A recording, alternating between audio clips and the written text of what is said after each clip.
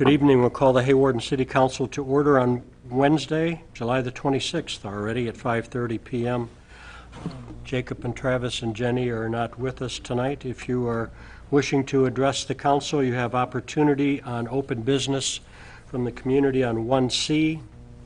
We also have public hearings on number 4A for the disposition of a lot in McKee's Edition, and also a financing capital improvement for the hospital. So there's two opportunities for public hearing.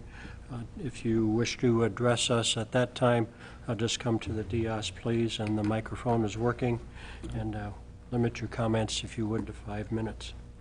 We'll start with 1A, approval of the July 12, 2023 regular City Council meeting minutes. You've had those in your packet. Is there an approval for those minutes? So moved. Second. Motion by Travis, second by Rob. Questions or clarifications? All in favor then of the July 12, 2023 regular City Council meeting minutes, please say aye. Aye. Those opposed? That passes 5-0. Next is approval of claims for payment for July 26. We'll start with Monty for questions. Travis, any questions? None, thank you. John? None, thank you. Patty, I questions? have none. Rob? No questions. Is there a motion for claims for payment? So I make a moved. motion. Go ahead. Motion by Patty, seconded by John. John. Aye. Am I going too fast for you, Carol? Okay. All in favor then of the claims for payment for July 26, please say aye. Aye. Those opposed? No. That passes 4-1. Next is open business from the community. Must be here for the public hearings. Move to the mayor's report. I'm short tonight. We're just all excited about the new businesses that are opening up and continue to open up here in Hawarden. All the activities that are available to everyone through the Arts Council and all the different organizations. Understand the Coil Craft evening was very nice. They got down to their last 12 hot dogs. The pool was full. So we thank all of those groups and organizations and businesses that make all those activities a possibility. We'll move to staff reports. We'll start with Wanda, please. The only thing I have tonight, Rick, is if our citizens have the Go High Tech email, we have started the process to discontinue that, so they've been notified. We believe by the end of September that will be finished. So if they have questions, to call the office. But it is only the email. It is not internet. It's not cable. It's not the phone. It is just an email account. So that's it. Thank you very much. Corey? Nothing to report. Okay, thank you. Carol? We were very fortunate to be awarded $124,000 through the USDA Revolving Loan Fund CBDG grant. I will get that money coming here in the next week or two. I do already have an applicant for part of the money, so we will be adding another new business to our main street, which will be exciting. It'll be a very nice addition. I am working on a couple more grants with some individuals just on doing their facades. We continue to have good luck with people shaping up our downtown area and surrounding area. Jeff Carr did a great job of updating his awnings. Looks really nice. But other than that, that's about it. Great, thank you. That revolving loan fund continues to do a lot of work, doesn't it? Yeah, thanks for your work with that. Any council comments? That moves us to agenda item number 3. It looks like Graham Forbes is here for the fiscal 2022 financial audit. Graham, welcome, and thank you for being with us. Thank you. Thanks for having me tonight. My name is Graham Forbes with Williams Company, and so here to talk to you tonight about, and we're going to wind back the clock here a bit. This is the audit of the financial statements of the city for the year ended June 30 of 22.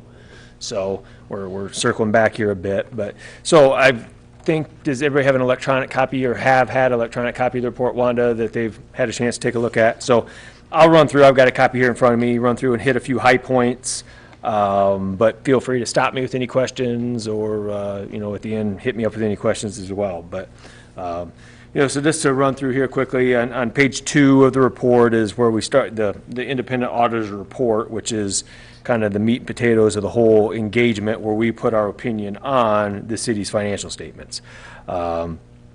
And so as you can see there on the first page, as it has been the case here for a couple of years, all activities in opinion units of the city have unmodified opinions, with the exception of the cable and internet utility fund. And same situation has been the case for the last, I say it's either been 2 or 3 years now. Basically because of some reporting limitations by the billing contractor the city uses, we're just unable to obtain sufficient appropriate evidence to allow us to substantiate the revenue numbers the city reports.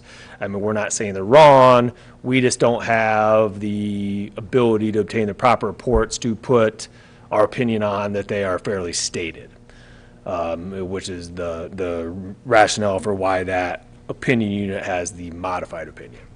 And again, same situation that's been for, I think this is the second or third year now that's been the case. So, and every other has a clean or unmodified opinion unit for all the other opinion units of the city. So, good news on that front.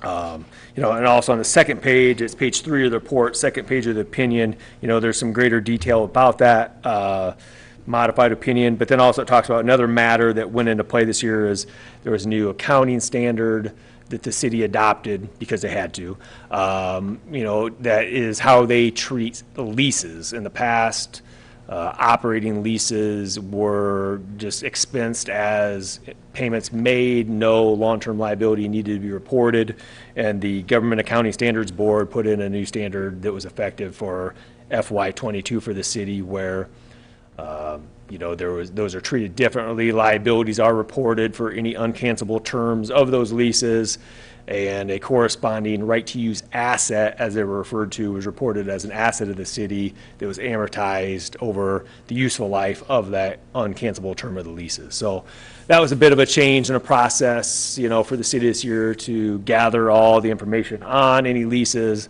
and then from there track down which were applicable per the standard and put together and calculate all those appropriate amounts to get those properly recorded.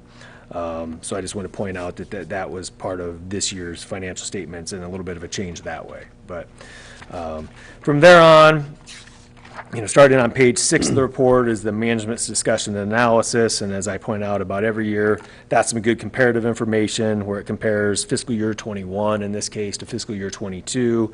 And city staff has some commentary in there talking about some of those comparisons between one year and the other and what caused some of the changes that did occur between the 2 years. So some good useful information there if you're looking to kind of get a shorter snapshot of where's the city at compared to last year. So, then I think from there, the last few things I'll quickly touch on. Page 19 is where we get into some of the financial statements.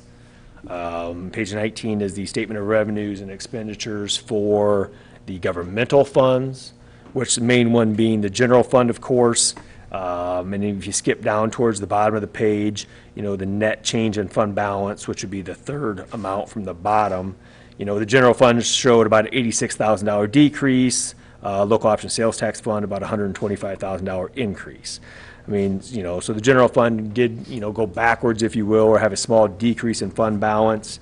However, pretty stable. I mean, as compared to, $1.8 or $1.9 million of expenditures, to be nearly that break-even point, I think, it signs the city stuck close to, their budgeted amounts and no large fluctuations that way. So, and then local option kind of as budgeted as well, showed a little bit of an increase in their ending fund balance. From there, on pages 23, 24, is similar statement of revenues and expenses, and except for now, this is for the proprietary funds, which would be the city utilities.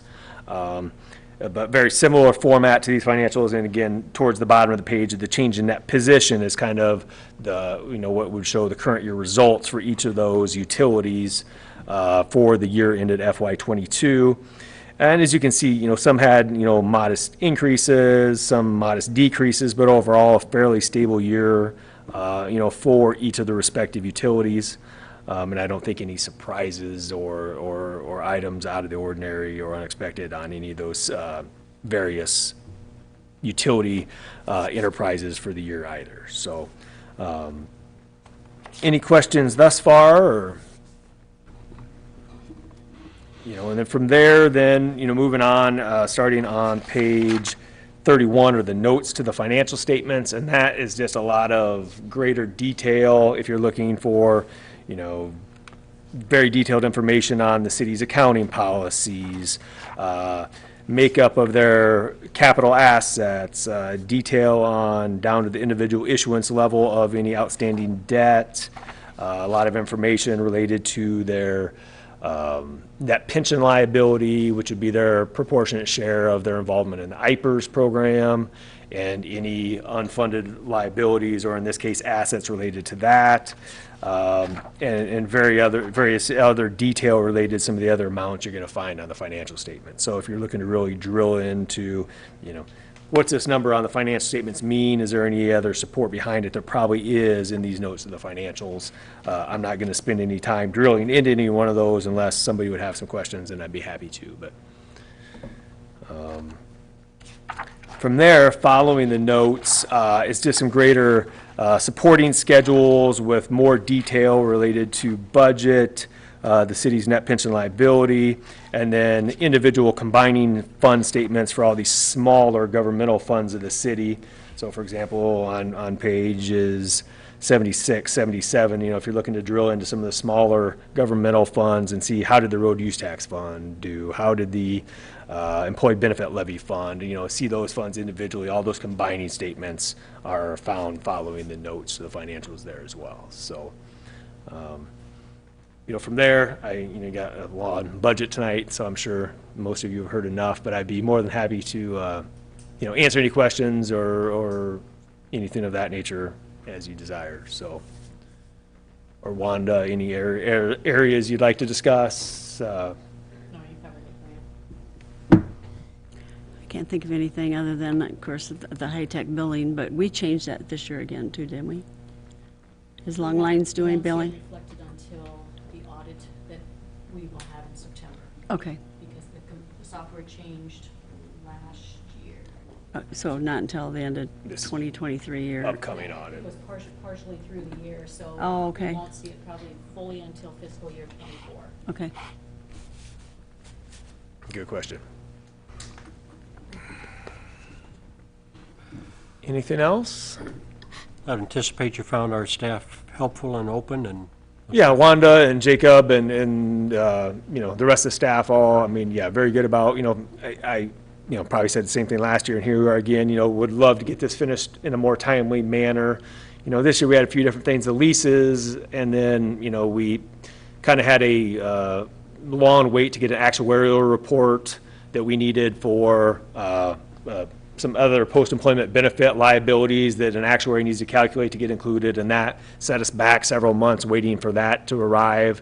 And so those two things kind of left us, here getting this issued later than I would like, and probably later than the council would like as well.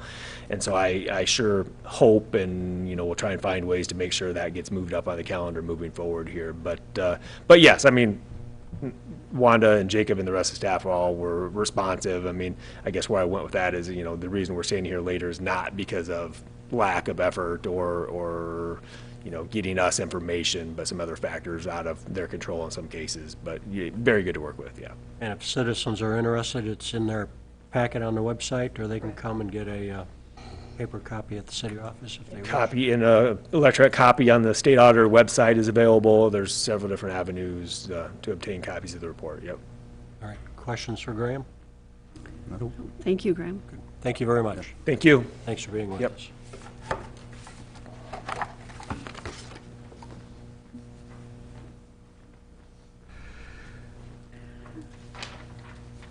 We're going to move to agenda item number 4. 4A would be a public hearing for the disposition of property in McKee's addition. Council had talked about this at the last meeting, and Resolution 2023-59, if we go to that, would do what with that property, Wanda?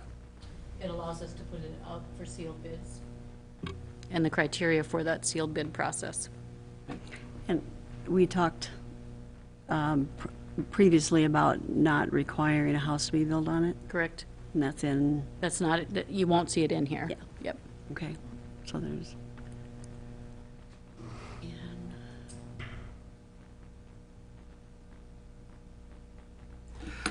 So we will move to agenda item number 4A. We will open up the public hearing, dispose of an interest in real estate property, McKee's Addition.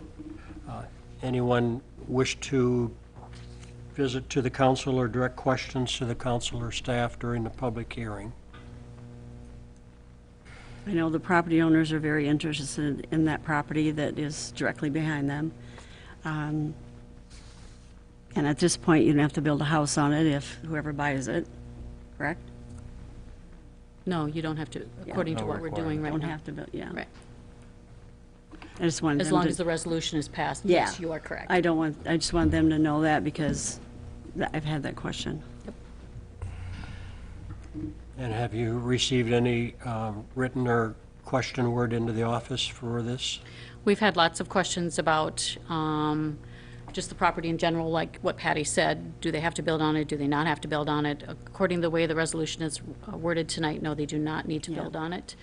The property also, if they choose to build on it, will require a lift station, which is at the expense of the property owner. So I want to make sure that that's clear, because I have had that question. All city utilities would be required for that property, so they can't have a septic system, all of that kind of stuff. They'd have to have city utilities. Those are probably the bulk of the questions that I've had. And rated R1. It is rated R1 residential. Anyone wish to make any more comments during the public hearing? We'll close the public hearing, which moves us to Resolution 2023-59. This would approve the disposition of an interest of the real estate property, as we mentioned, to solicit sealed bids for the property, understanding that those sealed bids would be open here during our city council meeting, August the 23rd. Is that correct? That is correct. So moved. There's been a motion by Travis. I'll Is second. there a second? I'll second. Seconded by John. There's been a motion and a second. I call for a roll call vote, please. Resolution 2023-59. Clucky, Aye. Anderson, Aye. Beltacker, Aye. Olson, Aye. Harvey. On a 5-0 roll call roll call, the resolution 2023-59 passes. If you wish to obviously visit with Wanda in regards to that resolution, it's also on our website, all of the wording and so forth. Rick, can we talk through the bid process? Certainly, please do. Okay. So there are sealed bid forms available at the city offices. You can come see me or one of the staff for the sealed bid. It's very simple. A copy is on the screen there. All you have to do is put in your bid amount, your personal information. The sealed bids have to be returned to the city by 1 o'clock on August 23rd, and they have to be in a sealed envelope, and they have to state that they're for Outlot A and McKee's Addition. Because we do have other bid processes going on, we want to make sure that we have the correct sealed bid with the correct bid process. So please make sure that that's done. If you have any questions, I'd be more than happy to help. Just let us know. And then they will be opened at the August 23rd City Council meeting and awarded at that point. That's all I have, Rick. Okay. Thank you very much. As we move then to agenda item number 5, this would be a public hearing in the proposal of issue a hospital revenue bond not to exceed $360,000. This would be a taxable promissory note at a 0% interest. I'll open the public hearing in that regard. Are there any comments in regards to that? We've not had any written or verbal comments. Looks like those folks aren't here for this public hearing. Any comments from anyone else? We'll close that public hearing, which moves us to Resolution 2023-60, authorizing and approving a loan agreement and providing for the issuance and securing the payment of $360,000 taxable hospital promissory note, Hawarden Regional Healthcare. Call for a roll call vote, please. Resolution 2023-60. Do you want to have a motion first? Oh, I'm sorry. I blew that one. How about a motion? So moved. Moved by John. Is there a second? Second. seconded by Patty. I can now call for a roll call vote, please. Resolution 2023-60. Olson, Aye. Anderson, Aye. Clucky, Aye. Feldhecker, Aye. Harvey. No. On a 4-to-1 roll call vote, Resolution 2023-60 passes. Agenda item number 6, this would be a resolution 2023-61, approval of the Hawarden Police Department salaries for fiscal year 2024. I was not at the last meeting. This was discussed at the last meeting, and You didn't watch it? no, I did not. Sorry. There was discussion at that point, and it's been brought back for tonight for resolution for setting those salaries. Let me get to that. Okay. Discussion with that, or a motion for resolution 2023-61.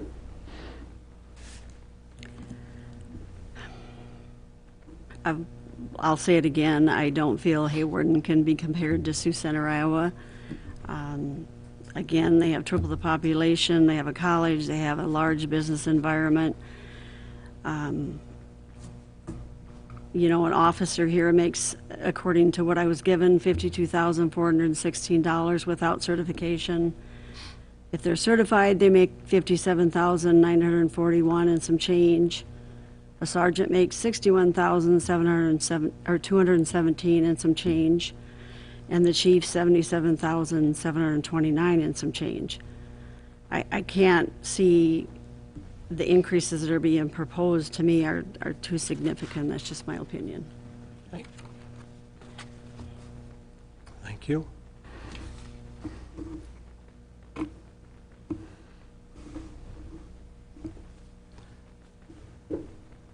Other thoughts for this resolution?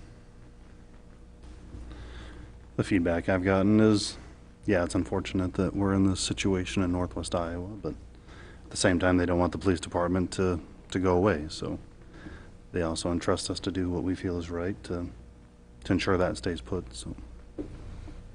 Okay, thank you.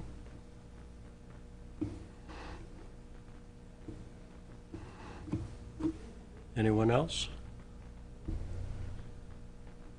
Is there a motion for resolution 2023-61? So move. Moved by Rob. Is there a second? I'll second. Seconded by John. With a motion and a second, call for a roll call vote, please. Resolution 2023-61. Olson, Aye. Anderson, No. Harvey, No. Feldhecker, Aye. Clucky. Aye. On a 3-to-2 roll call vote, resolution 2023-61 passes.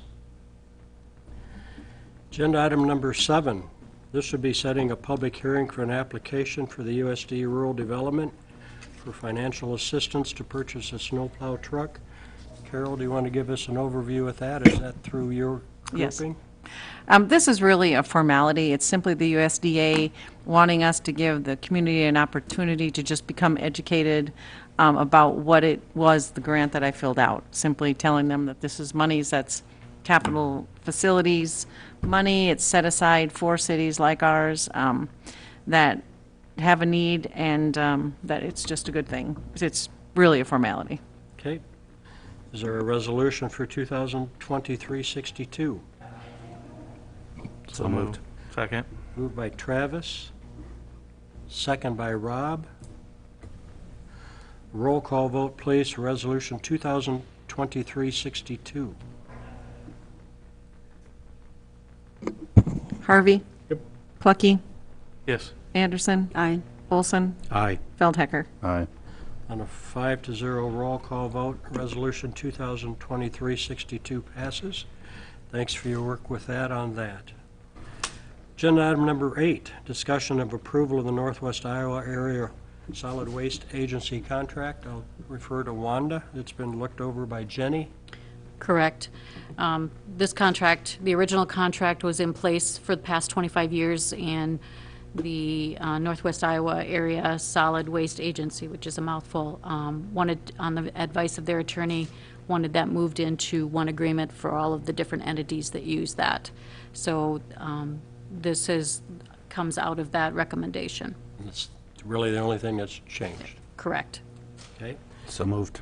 Been motioned by Travis. Is there a second? Second it. Seconded by Patty. All in favor then of the approval of the Northwest Iowa Area Solid Waste Agency contract, please say aye. Aye. Those opposed? No. That passes 4-1. Last agenda item tonight is a consent agenda for a premise transfer to the Hawarden Community Center for August the 12th. Is there a motion for the consent agenda? So moved. Moved by John. Is there a second? Second. Seconded by Rob. All in favor of the consent agenda, please say aye. Aye. Those opposed? That passes 5-0. Next regular meeting will be August the 9th. Is there a motion for adjournment? I make, go ahead. Motion by Patty, Oh, yeah, and I'll Rob. second it. seconded by Rob. All in favor of adjournment, please say aye. Aye. Those opposed? Hawarden City Council's adjourned. Thank you so much for your attendance.